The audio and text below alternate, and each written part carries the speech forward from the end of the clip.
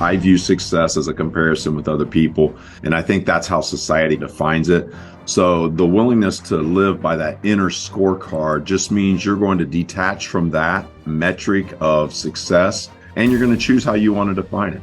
The recognition that it's your choice rather than somebody else's choice, I think it's very empowering, and it allows you to take control of your life and determine which direction you're going to go. We don't have to just float downstream and live the way society tells us we have to.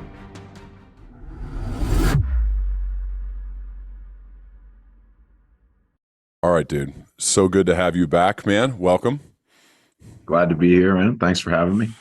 This is a little different since we've spent an amazing amount of time together, whether it's in person, on Zoom, or sending drafts back and forth over the last 18 months.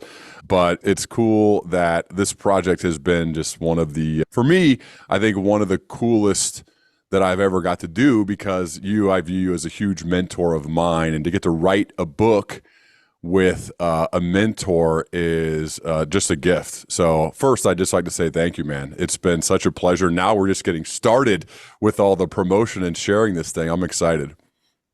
Yeah, me too. It was definitely a different experience, that's for sure. I'm grateful you asked, and we were able to find a way to get it done, because it was as much of a learning experience as it was anything. It was pretty cool. A lot of stuff I didn't expect, a lot of wild things that happened along the way, but definitely cool.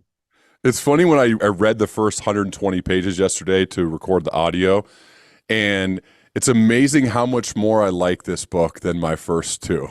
And I think that's because you wrote a lot of it.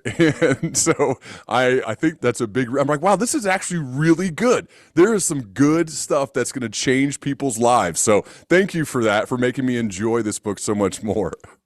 Yeah, I think that's just when you read somebody else's, because I feel the exact opposite of that. Like the parts I read that you wrote, I'm like, oh, that sounds good. And then I read mine, I'm like, yeah, I don't know, man. So we'll see.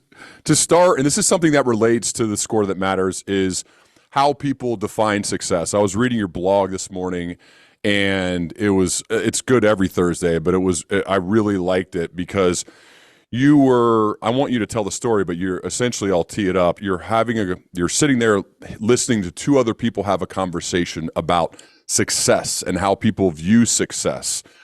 And there are these resume virtues versus, I think, these eulogy virtues. And it sounds like one of the guys was talking about the resume virtues, which we write about in our book, and the eulogy virtues. Can you take me back to that story, listening to those two guys talk about what success is for them and then what it is for you? Yeah, so the story was, I think it happens all the time. People probably encounter it all the time. It was just two guys sitting there talking. They were talking about one of the younger guy was talking about all the things he had done, all the places he had been, how much money he was making, just your typical kind of like success story of all the great things that he had done. And the older guy just sat there, listened to him, and he just said, you know what? Like, I think success is really just when your kids want to be with you when they don't have to be.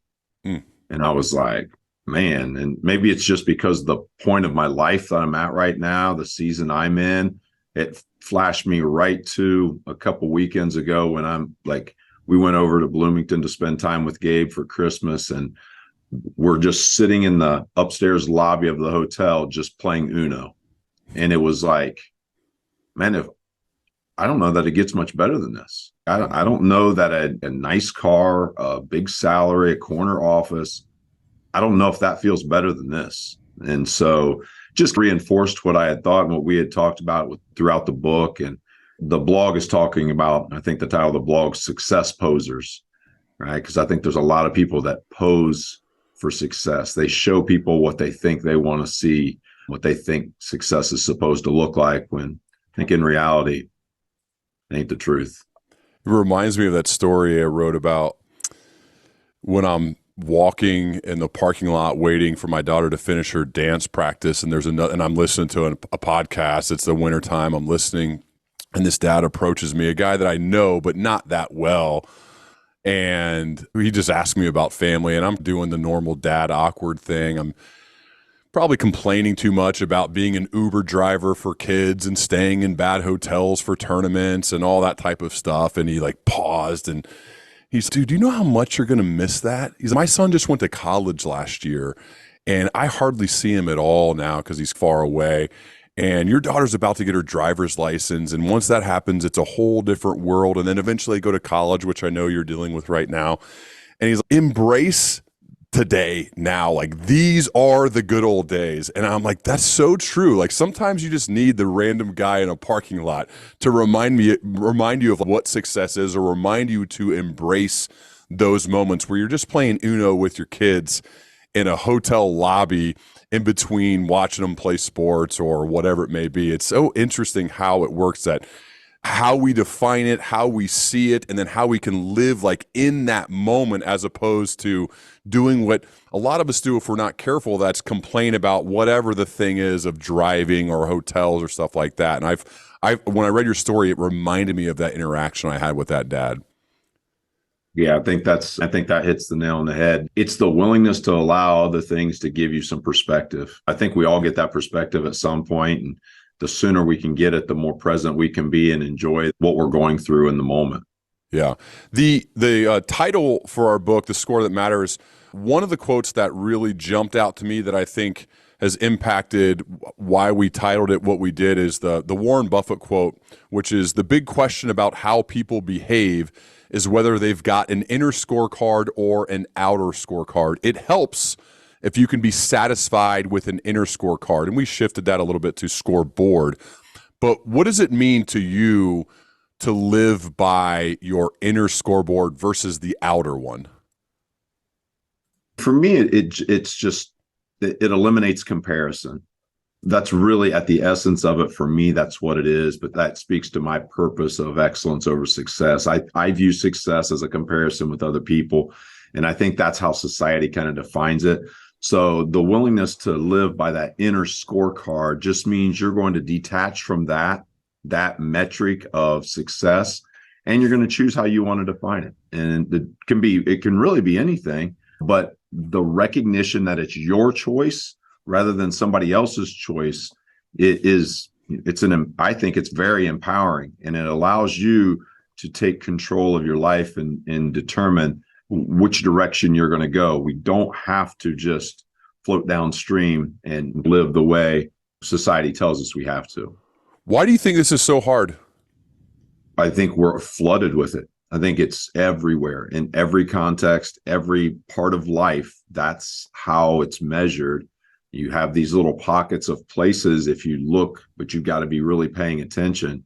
And you meet these people that seem really authentic and seem really special. Sometimes they're a waiter at a restaurant. Sometimes they're a UPS delivery guy. Sometimes they're your coach or your teacher. And you're like, man, something's different about that person. And I really think this is what it is. I think they found that inner scoreboard and how they're going to live their life, and they're able to stick to that and live authentically. And that's why we're so drawn to those people.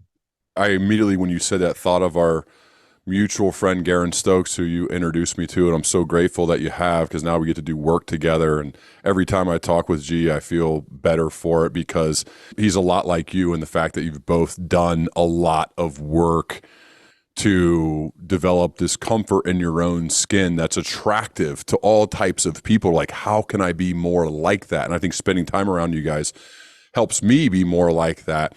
What type of work goes into it? How do you get to the point where you're like, okay, I have detached from man's approval. I feel this, I don't know if it's comfort in your own skin's the right phrase. That's what I use a lot, but maybe that's not even it. But I feel like I know what I'm supposed to do. I know why I'm here, and I'm just going to focus on doing that. And I'm not worried about whatever else is out there, all the noise, all the comparison, because it's very easy to compare ourselves to others. It's very easy to get caught up in all of that. You have to be so intentional not to. What type of work does it take to I think, show up in the world like you and Garen and some others do each day? The initial work, and actually Garen and I did a lot of that together early on when we were going on this journey of figuring out who we were and who we want to be and how we want to live and coach and lead people. For me, it's quiet. I need quiet. I need to be able to reflect, really think about what's important to me and why it's important to me. And why do I do things the way that I do them? Recognize my biases, recognize my influences, and then sift through that and figure out what really matters to me, rather than just deferring to what everybody tells me should be important and what should matter. And so once you do that, I don't think that's the hard part. I think the hard part is the courage to actually do it consistently, because you get sucked back in so easily. And it's like that, the courage to do that over and over, regardless of who it pushes away from you, who it brings to you, what it costs you, the relationships, the achievements, the recognition, all that stuff has to be outside of your focus. And the detachment is not I think it's easier for some people. I don't think detaching was real hard for G. Like I think Garen does that fairly easily. It's not real hard for me either. And so some people have that draw to want to be liked.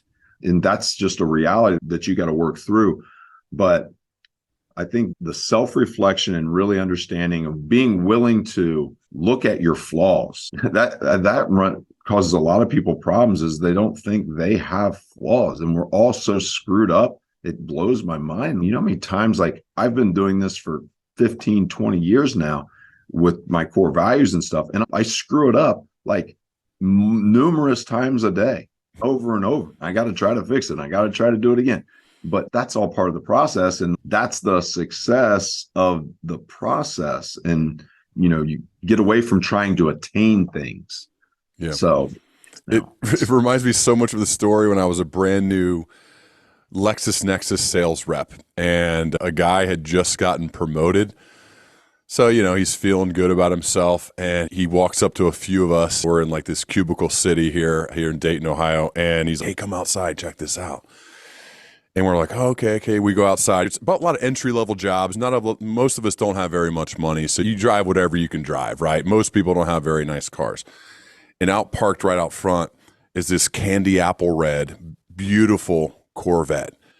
And I was like, oh, we all looked at it. She's like, check out my ride, guys. Look at this. I thought I'd treat myself when I got promoted. And we looked at each other. Wow, cool car, man, cool car. And I remember said to him, like, are you a big car buff? Because I'm not really a car guy. Like, you a big car guy? You into whatever, the beauty of what goes into the engine and all the stuff of making a Corvette? Not that I know much about that. And he's, no, man, I just thought it looked sweet driving it to work. And it was just such a good reminder of that.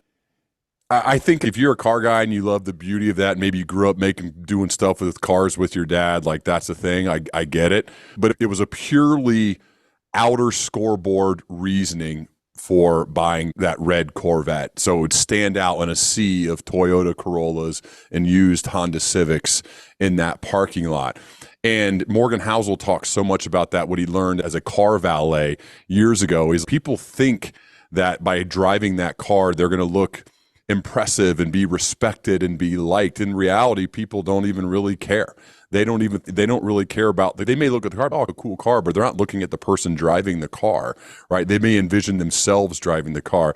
And so it's just like this, it was a perfect reminder of why it's hollow, I think, to live by the outer scoreboard versus the inner scoreboard. When you get promoted, maybe a better thing to do would be to sit and reflect and wonder, what did I do to earn this? What do I believe? What am I going to share with my team to help us progress and grow and get better? How am I going to help serve the people I'm now in charge of leading at my company, as opposed to being like, let me go blow this money I got because I got a raise. Stories like so many of us probably either have been that person ourselves, or we've been around others like that. And then you realize that's not it, man.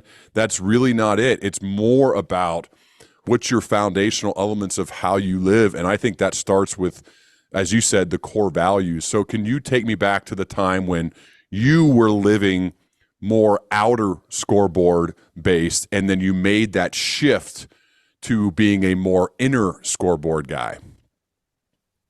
Yeah, it was probably my first 7 years of coaching. I got into coaching because I love basketball, and a lot of the people that I had looked up to were coaches growing up. And Like when I got into coaching, I just did what everybody else did. I didn't think anything about it, wasn't intentional about it. I was just going to try to win games. And that's pretty much what I did for my first 7 years. I just tried to win games. And I had some relationships that were good and I had some relationships that weren't. But there was no intentionality of trying to develop that and pour myself into that aspect of it and let the results take care of themselves. It was more about, how do I get the results I want? What do I have to manipulate or change or do in order to get those results? And so we had a season where we were 18-2 and then lost in the first round of the tournament to a team we had just beaten by 40.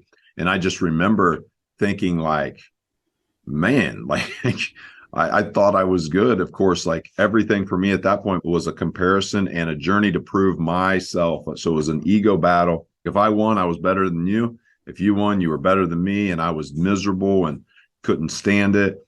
And so that kind of sent me into this like deep trying to understand what was going on. Of course, during that same time, I wasn't a good dad either, because when I would lose, I had no perspective on anything. And so I wasn't able to detach from any of that and be the dad at home that I needed to be. So I remember going to an Athletes in Action clinic, and Dick Bennett, the old coach at Wisconsin, was talking about his pillars of success. And having known I know Coach Bennett at Virginia now, who is his son, he told me how he got those. I was lucky enough to talk to him about it. And so I talked to him, and he said basically his dad opened up the Bible and said, okay, what would make a good basketball player? And he picked 5 characteristics that he thought would make a good basketball player from the Bible. And so that's how he got his 5 pillars of success. And I was like, all right, well, I'm not Dick Bennett. I know that. But that seems like a great idea. How can I pour into guys in a different way? And so that was where I really started thinking like, okay, who am I? What can I offer that other guys maybe can't? How can I help move kids' lives forward? And so that was really the start of it, about 7 years into my coaching career. That it's not rock bottom, I see that. But for me in coaching, I was to a point where I knew I couldn't keep doing it that way. So I either needed to get out of coaching or I needed to start doing it a different way. And so from that perspective, I think it was rock bottom for me in my coaching life. How does tough, passionate, unified, and thankful come about? So for core values, I think like when we talk about them, Ryan, we talk about people you admire. And so the people that I admire embody those values. Now, there's a lot of other things that they embody, but in that reflection and in that like self-assessment, I got to look at what do I aspire to be and to have that they have, because there's people that you admire, they have characteristics and behaviors that are important to you. And so, can I pause one sec? I just want to distinguish between, because we're in one part of this, we're saying we don't want to compare ourselves to other people, but in this part, we are saying there is a little bit of a comparison, or at least an admiration of people, and that's how you develop your values. Can you distinguish between this, I admire these people and I'm building my core values based upon what I admire about them, as versus this, hey, we shouldn't be comparing ourselves against other people part? Yeah, I think it's aspirational, and it's not comparison for me because I know I'm not in the same place that they are. Coach K talked about running your own race. And so I can look at my dad and understand my dad is in a different place in his life than I am. And to expect myself to have that same level of toughness that I see modeled in my dad, that's not realistic. That because I'm not my dad, I'm not there. I don't have the life experiences he has. Everything is completely different. And so, but to want to have that and to live like that and to focus on those behaviors, I think that is where it becomes aspirational to me.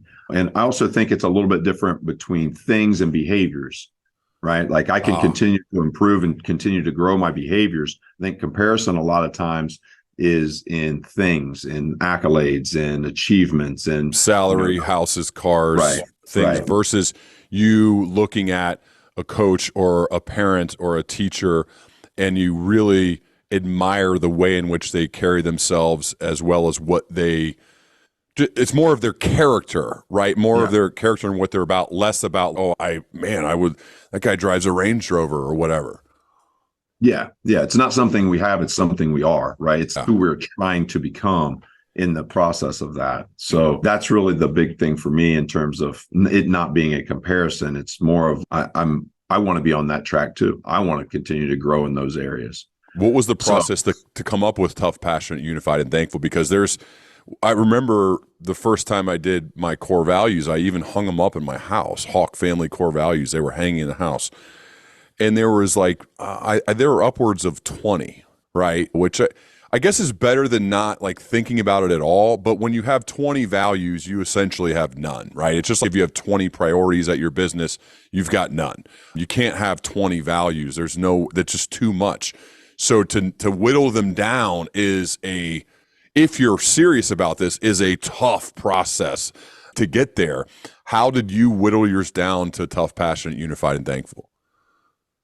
Yeah, simplicity is one. I value simplicity a lot just in coaching and life. And so that's something I feel like I'm pretty good at, like recognizing what's too much and what's not. And so I knew I didn't want very many. And in talking to some other people and reading about your purpose and your values, I knew I couldn't be everything. And so I knew I wanted to be 3 or 4. Like that was enough. Like that was right. More than that, I was not going to be able to be intentional about doing. I basically just thought about it. I thought about it. I wrote about it. I journaled. I talked to people. I talked to my foxhole people that I trust. Asked them what they thought. Who describe me. What do you think of when you're talking about Brook Cupps? What are you thinking? What does that mean to you? Who do you think I am? And that gave me a better picture of where I was. And then through reflection is where I figured out where I wanted to go. And so the tough is definitely from my dad. Passionate, probably from my dad. My high school coach was very passionate in a completely different way. Unified is just that's more of just how I've always seen myself functioning within a team rather than individually. And then thankful is my mom. My mom is like one of the nicest, kindest, most caring people in the world. And I've always valued that. That's one I've got to be intentional about because it's not natural for me to be like lovey and caring and be outwardly showing that. So I've got to be intentional about it, but I value it. It's really important to me. I think I want my kids to know that I love them and my players to know I love them as much as I love my mom and I love my high school coaches. What's interesting that you say that's not natural. Like I've gotten a number of Thankful Thursday texts from you and from others that have been influenced by you. And the ripple effect on Thankful Thursdays is interesting to me. Can you describe what that is and how you practice that, as well as the people in your life that you've influenced to practice that each week? Yeah, I don't really know where it came from, but it's something I started doing in our leadership class. And just every Thursday, today's Thursday, so we send a thankful text to someone older than you, younger than you, and your age. That's how we do it in class. But typically, if it's a normal Thursday, I'll write 3 thank you notes. And they're not just limited to Thursday. I'll write them other days and stuff. But handwriting thank you notes has just become something that I think that's one of the best ways. Telling somebody in person is really good. I'm not sure it's as good as a handwritten thank you note because they can read it again and they can read it again. And they can read it again. And that knowing that you took the time you thought about me, and then you took the time to choose the words that you wanted to say to me, and you wrote them down and you put it in the mail. It's just a little bit more impactful than a text. But with our students in class, we send a text. With our guys, we send a text. I just think it's one of those things where it just represents my values. And so it fits when we start talking about behaviors. One of the behavior I have for thankful is show love. And so how do you show love? And there's a lot of different ways to do it. Thank you Thursdays are one of my ways. You mentioned earlier about foxhole friends and they help mirror up to telling you who you are. What are the qualities that you most admire that are almost necessary to be one of your foxhole friends? For me, and this is definitely not for everybody, but for me, I like disagreeable givers. Adam Grant's breakdown of people, and disagreeable giver loves you, cares about you, but will tell you the truth. And a lot of times it comes across gruff and uncaring, but it's the complete opposite of that. And so those are the people I'm drawn to. And I don't know necessarily why. I feel like because they make me better. And I feel like that's probably who I am. I don't have a problem telling people the truth. And I'm going to tell you, if it sucks, then you got to deal with it. You got to figure out, like, does it really suck? I'm just telling you what I think. It registers for me. So those are the people that are really important to me in my foxhole. As a coach, though, you have tons of those, not necessarily ones that you want to listen to, but coaches are some of the easiest people in the world to criticize because everyone's sitting in the stands, not necessarily in the arena where you sit or stand coaching. They all are smarter than you. They could do it better than you. They would have called the right timeout or the right out of bounds play, whatever. So you're used to getting probably a lot of negative feedback, even though you've won so much. You still have your critics, I'm sure.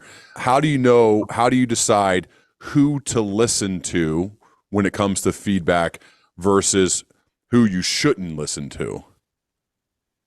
The number one filter is Roosevelt's quote. If you're not in the arena, I really could not possibly care less what you think. If you're not in practices and you're not working, if my guy's got something, I will listen. But if you're not in the arena, I just don't have any value in your opinion. And so doesn't mean I don't like you. I just don't care what you think about it.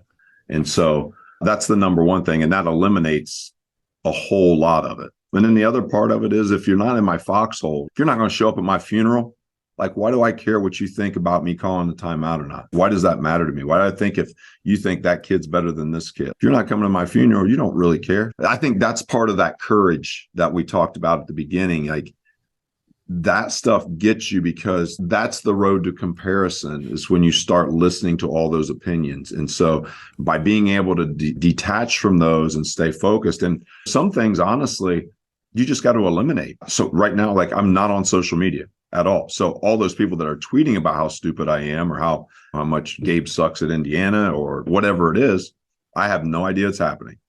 So it's a way for me to just eliminate that.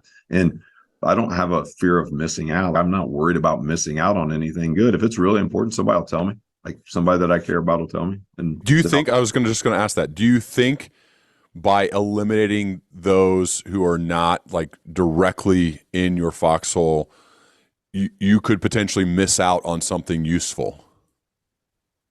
Probably at times. I will say, I hear some of that stuff.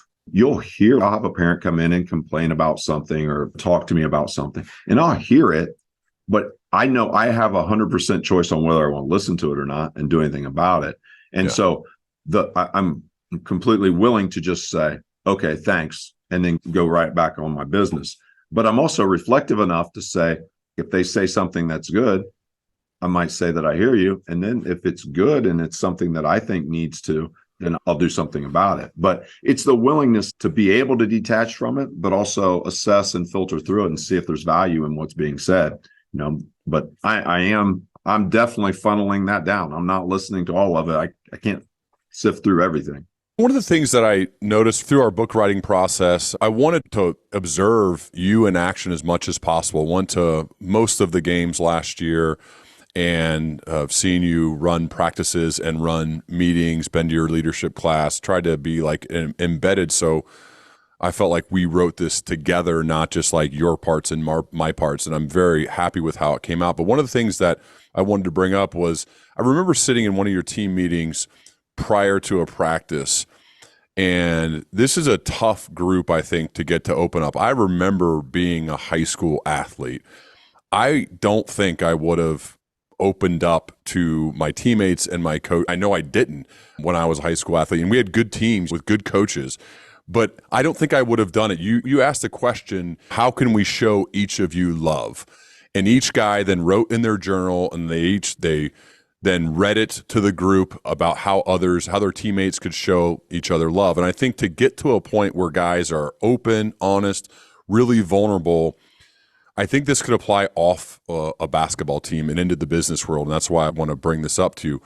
What are the ways that you've created an environment where there's so much trust and safety for people to be vulnerable and tell the truth, thus bring your teams so close together. And there is no doubt that closeness and that culture and that feeling of safety amongst your teammates leads to the results that you've gotten on the court the past however many years. So I'm curious, building trust is tricky amongst a lot of very different people. And this is not a basketball thing. This is a life thing. This is a business thing. This happens everywhere. What are some of the ways that you've been able to build a culture of so much trust? Yeah, well, first of all, I like to think of our basketball team as a microcosm of what life is. Like, everyone is on a team. Every single person is on a team. Life is a team sport. And so you have to be able to function within a team. And so when you think of it like that, you think of, okay, well, if I could do this with our team, then I could carry that to my family. I could carry that to my work. I could carry that to my group of friends. I could carry that to my youth group or whatever it is, right?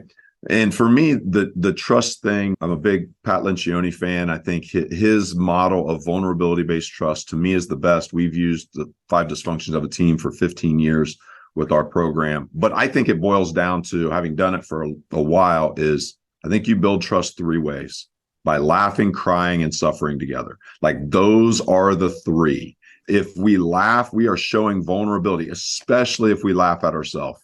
Right? If we're willing to laugh at ourselves, that shows a level of humility that is necessary to embrace everybody else on the team. We cry together. We show what hurts us and that, what we're afraid of. And it lets us open ourselves up, that guys don't use it against us. I'm checking to see if I trust you or not. And when I open up and if I cry in front of a group of 17-year-old guys, like, where's that going? Right? That's scary. And then suffering together for a basketball program or a high school sports team, that's fairly easy. That's practice and all the hard stuff that you go through, 2-a-days or whatever it is. But that carries over to any type of profession or job. I think the corporate world, in my opinion, I'm not in it, but in my opinion, is afraid to laugh and cry together enough.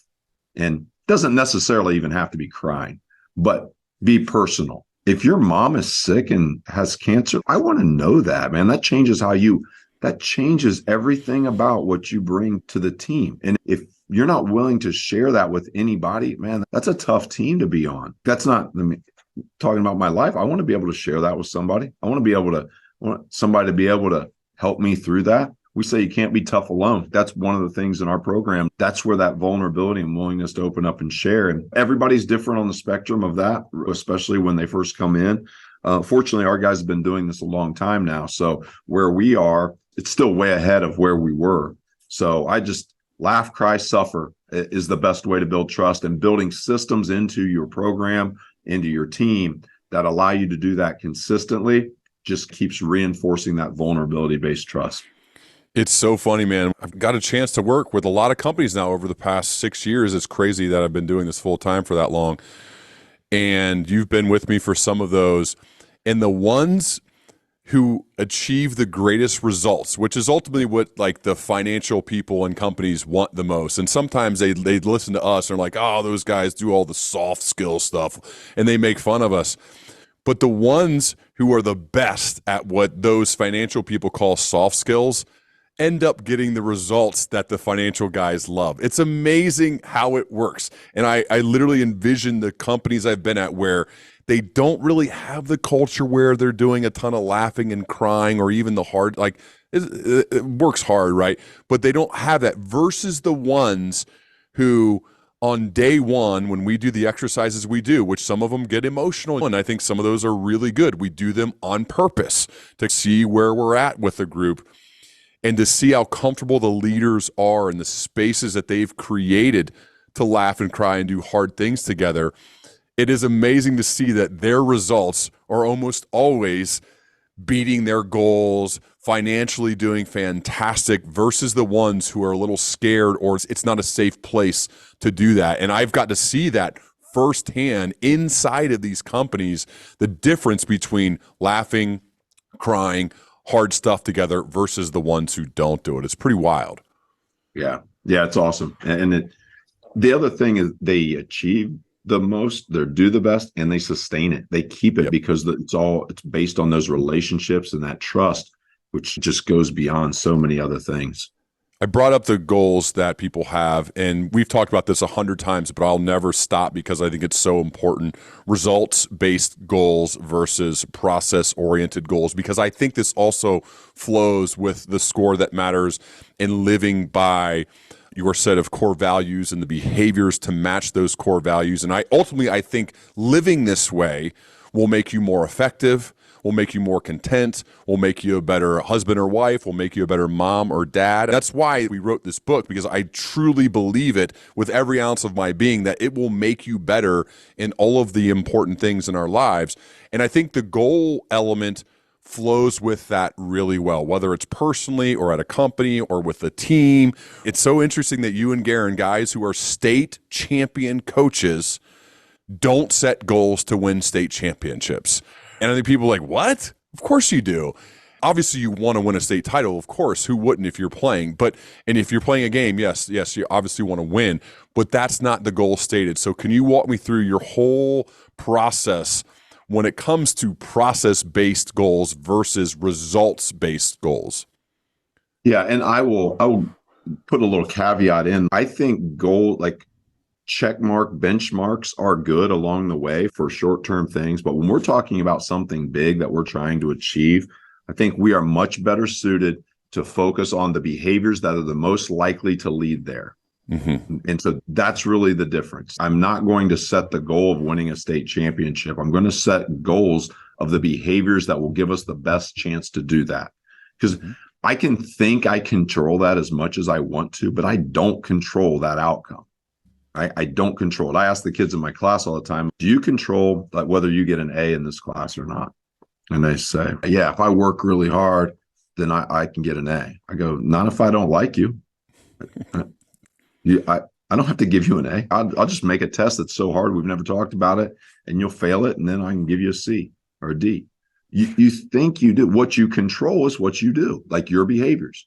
So if I want to get an A in the class, I know what I have to do to be able to get an A in a class, right? I know what I have to do to be, and then whatever happens, but you've got to be willing to surrender that aspect of it, that outcome, in order to fully go in on that process. So we just think of it strictly as a process-based goal. Like, what are the things that we need to do that would give us the best chance of doing that? Setting the goal of winning a state championship in basketball, what else are you doing? Why do we have to go set that? That should literally be the goal for every high school team in the state. Why are we going to say, oh, we want to win a state championship? Well, no crap. Like, you're playing basketball in Ohio.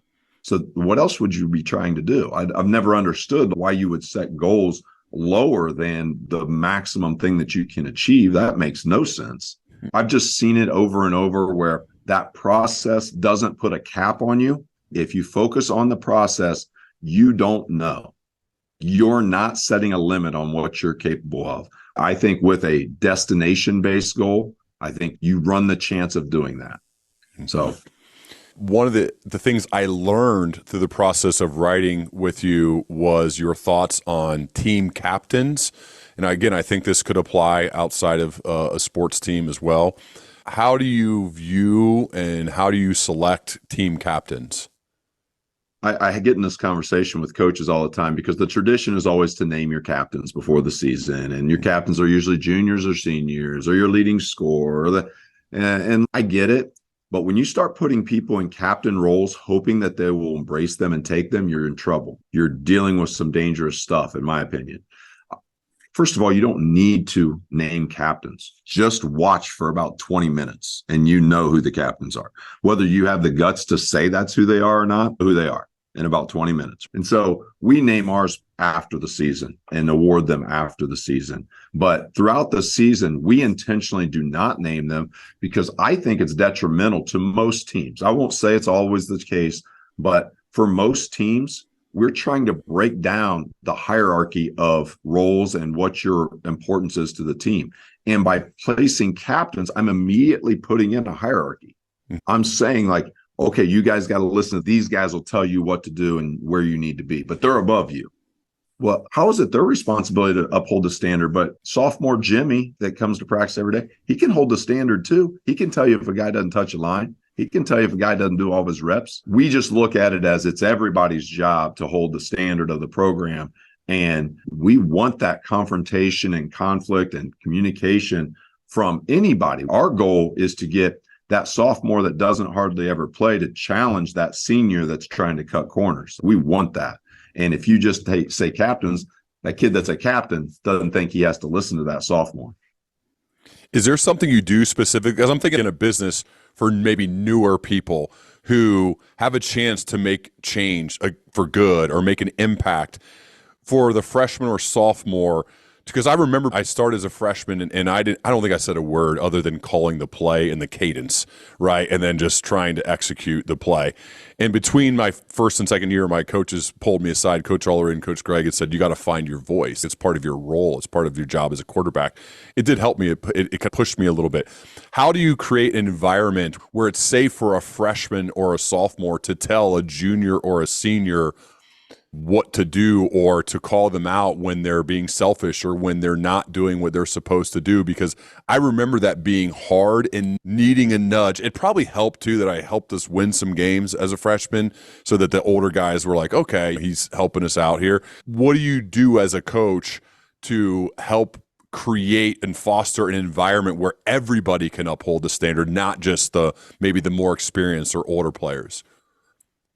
And I think you talk about it for one, and we have what we call standard bearers within our program, which are the people that represent our core values and the standards that we want. And it could be basketball related, like how hard you go to the offensive boards, or it could be program and core value related, where it's like, how well do you respond to adversity? We have the whole gamut of it. And we talk to the guys about what it's supposed to look like. And sometimes you're pointing at a sophomore or a freshman that's just embracing challenge and struggle and just keeps coming back over and over. So I think by highlighting and lifting some of those guys up, you empower them to talk to or speak to those values. Now, it's going to still take a special kid with some guts to say something to that senior, right? But we try to create safe opportunities to do that. So we do something called debriefs. We got this from the Blue Angels at the end of all of our practices, where we go around and we say something we did well, something we need to do better, how we're going to fix it, and then who they liked in practice that day. And what that does is it creates just a safe opportunity to start giving some critical feedback. At first, we do it on ourselves. And then usually we're probably getting close to that right now in our season, where we'll start just pairing them up and we'll say, tell them something they did well, something they could do better, something I did well, something I could do better. So we just try to start safe as we can, giving that feedback, and then trying to build that into the courage to call it out within play, within practice.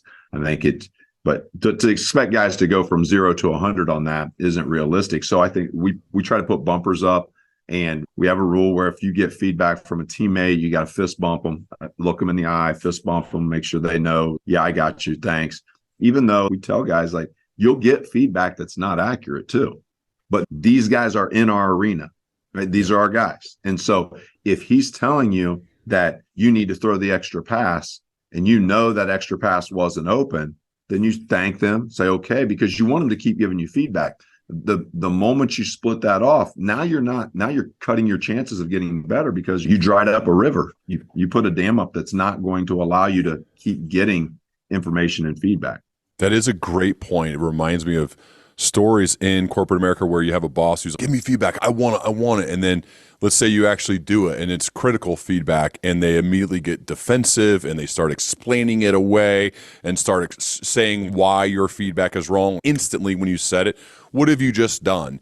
You've just let that person know that you can't accept any critical feedback. You only want compliments. And I think as leaders, we need feedback from the people in our foxhole that know us really well. And this is one of the things I try to work with leaders when if you ask for feedback, you have to prepare yourself to receive something negative. And if the first thing you do is get defensive and explaining it away, as you said, that river's going to dry up. You are conditioning them. You're telling them, I can't take it.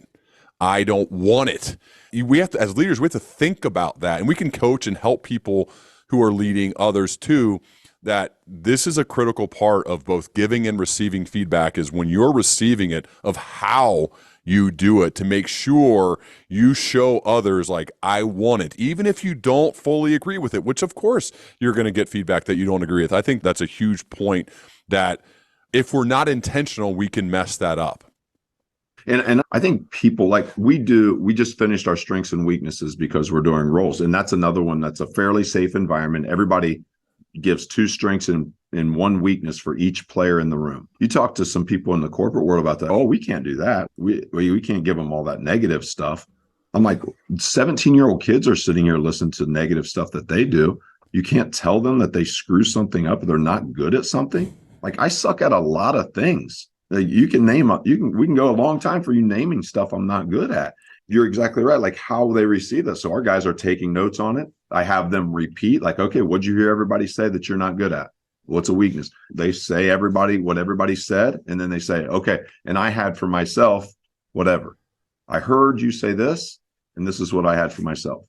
I think that's just conditioning and helping them become more self-aware and open to growth and improvement. If we don't hear that, we want to shut that off. Like, it's the straight path to a fixed mindset. Do you have them give you your strengths and weaknesses, as well as your staff, your assistant coaches? Yeah, coaches. Players will say something like Coach Cupps, and they'll, wow. We have 13 guys in our practice right now. I'll have 13 plus the 3 coaches. So I'll have 16 people telling me things I'm not good at. And what are are there some themes of things people have said over the years or even recently that you're not good at? Yeah. Patience is always one that comes up for me. Like, you're not very patient. Are you okay with that though? You want things. Yeah, sometimes, but sometimes they're right too. Sometimes I don't take it into account. I can't expect everybody to do things at the same speed as a 4-year varsity guy, like some of the guys we just graduated. That's not realistic. But I personally know, well, yeah, I do know that. But if I'm going to walk a line, I'm going to walk the impatient line, pushing that pace of that. But I also hear you that I need to be aware and patient aware of what everybody else is and where they are, and trying to meet them there better. That's how I take it. Gotcha. You talked about sharing what someone liked about someone else. And one of the things I've borrowed from you, I think you call it moments of greatness. I've switched it to say moments of excellence when I'm either working with a group, or sometimes I've opened keynotes with it where if they have an amazing behind the scenes team, either it's AV or the person who set it up, and I'm like, moments of greatness, and we're going to give them 2 claps, or we're going to even a full on standing ovation I've done before. And it's really cool to see. I think people like sharing moments of greatness or moments of excellence, and the receivers usually are surprised and feel good about that too. I absolutely think this should happen at all companies. This is not a sports thing, even though in your case, I learned it from a sports team. Can you share more about moments of greatness and how this could also be done off the basketball court? Yeah, it's really just a recognition of things that speak not to achievement, but to behaviors. That's really the key to it, because it's about our core values. So it's, what has someone done on the team that really recognizes and acknowledges and represents our values the way we want them represented. And so the empowering thing, you talked about, how do you get that kid that's a sophomore to say something to the senior? Well, one way is when the senior calls out that kid for a moment of greatness. Now that kid feels like, okay, like it's a little bit safer now, right? Like I feel, okay, he trusts me. He respects what I'm doing. So after a game or after a practice, you will ask people to share moments of greatness about others, or how does it work? Yeah, we do it. We always do it the day after the game. And so our first thing we do the day after a game is, all right, moments of greatness, write them down in your notebook, and then we're going to share your moment of greatness. JP might say, Andrew was really going hard this week in practice and gave us a good look for our scout team. I thought he made us ready because of how hard he played this week in practice. Or it could be Carter might say, Eli got me water when I came off the floor. He had water ready for me and reminded me of the things that I need to do when I go back out there. He showed me love. It was thankful, because I always say, okay, what core value does that connect to? And so then we relate it to those behaviors that we want reinforced. I just think of your Monday meeting we always feel like we had Monday meetings when I was running a team. And what if you started the meeting with moments of greatness from last week? Okay, moments of greatness. Let's share about our teammates, like how people, like think about like how that would change a culture if you, instead of saying, okay, this week we're going to do this, and then this is the incentive, and then this is the initiative brought down by the CEO, as you're saying, like, no, instead of that, we're starting where people are going to share about the great things their teammates did last week according to the values of that team. How different would that be versus the normal meetings that most people go through? Like that could be implemented right now. Yeah. Yeah. It's so good for reinforcing those roles that don't get recognition too.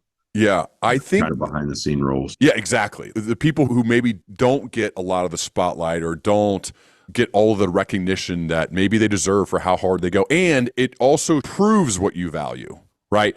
That's what yours is, because you're always tying it back to your values when you're talking about moments of greatness. It's not like JP scored 35 points. Like, I bet that almost never comes up, if ever, because that's not really a core value about scoring a lot. It's about being tough, passionate, unified, or thankful. So I think that also is a big part of the moments of greatness, is that you're highlighting what's most important to you.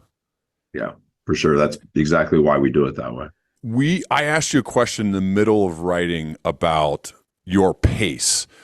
And again, I think this applies beyond sports, about the fact that when I watch you guys play, one, it's just so much fun. It's so enjoyable to watch how hard your guys play. But one of the things that you do the majority of the time, if not all the time, is pick up full court, like man-to-man a lot. And also basically running. What I mean by running is you are running a fast break, no matter what. You're just always going to run. You're always going to push the pace, mainly because of how hard it is to go against somebody who is always pushing the pace.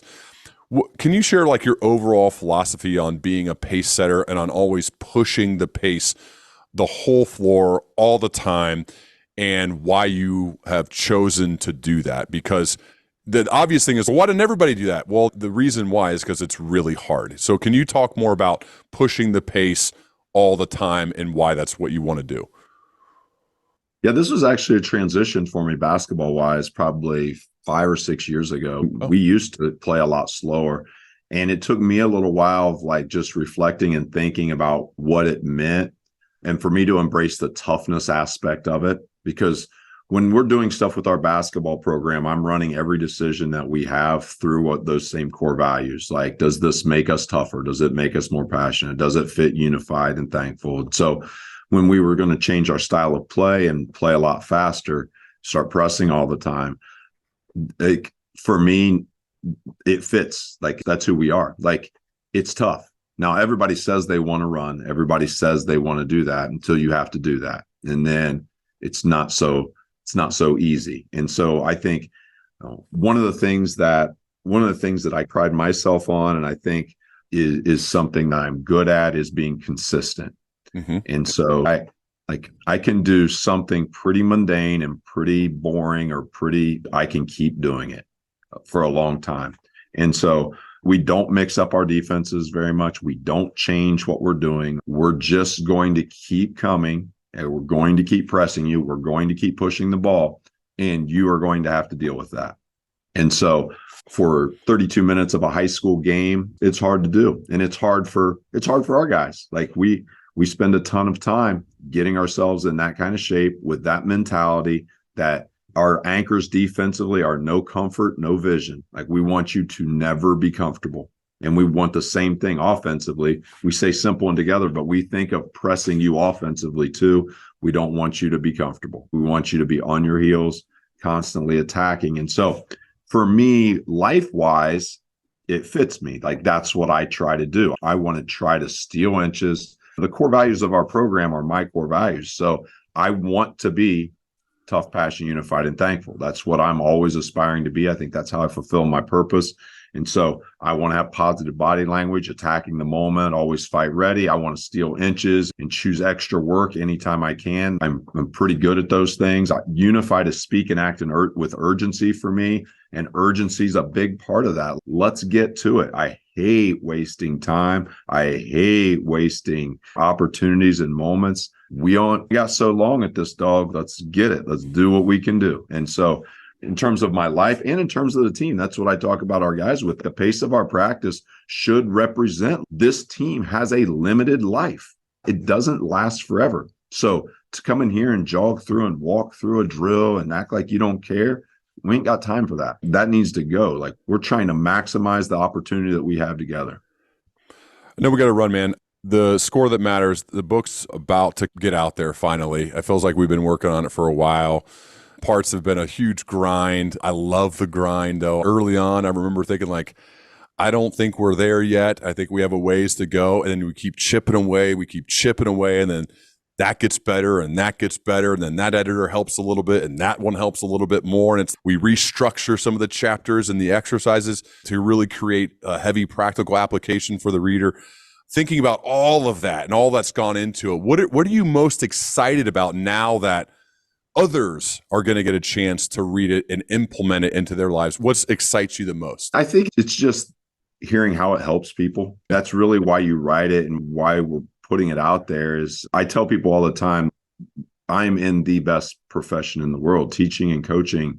I get opportunities to do that and hear those stories and have an impact on kids. And it takes one kid to come back and tell you how much your program meant to you or your class meant to you, and it can fuel you for another year, right? Like it just juices you up. Okay, it's working. It's making a difference. And so I think of hopefully the book having moments like that where people read it and they're like, oh man, and it shifts the way that they think about being a dad or being a friend or being a coach or, their work. So having those impacts and hopefully it has a lot of them. I know there's a lot of great stuff, Ryan, that's in there that I hope can have an impact. And as a book, it can have a lasting impact. It's going to be there for a while. So hopefully people will have an opportunity. I'm with you, man. I truly believe more so than anything I've published before, because there's so much practical application here, right? If you actually just read it, you can do it. There's so many things you could do if you follow through and actually do the things that we talk about. And there's exercises at the end of each chapter to help people easily implement this. It's not easy, I shouldn't say that, but it's right there. You can do it. It's hard. If you do it, I truly believe it's life-changing stuff. If you do it. Now, that's a big if, and it's definitely not easy, but if you're willing to go through it, and I've been a student, I think you're more of the teacher and I'm more of the student. And so in a way, it's a good perspective for a reader because you get a little bit of both of what it's like to be the student and what it's like to hear from the teacher. And then you could go and do it without anything else. You don't have to call us or email. You can, but you don't have to, and you can just go and do it yourself. So to me, that's what I'm most excited about because I think it could change people's lives for the better, and it will make them more effective in all of the most important parts, right? Starting at home, starting as a husband or wife or a mom or dad, and then I think that permeates into the rest of their life at work and with relationships and friends as well. So that's what I'm pumped about, man. And again, I want to say thank you so much, man. What a cool project. I already do miss some of the grind of going back and forth saying, dude, what do you got? It's Sunday night. Where are we at? Like, I'm going to miss some of that now. Maybe we'll have to do something else beyond just this book because I think the grind and the hard stuff is actually what makes it good. Yeah, no question. No question. All right, man. Thanks so much, dude. All right. Thank you. We'll see you.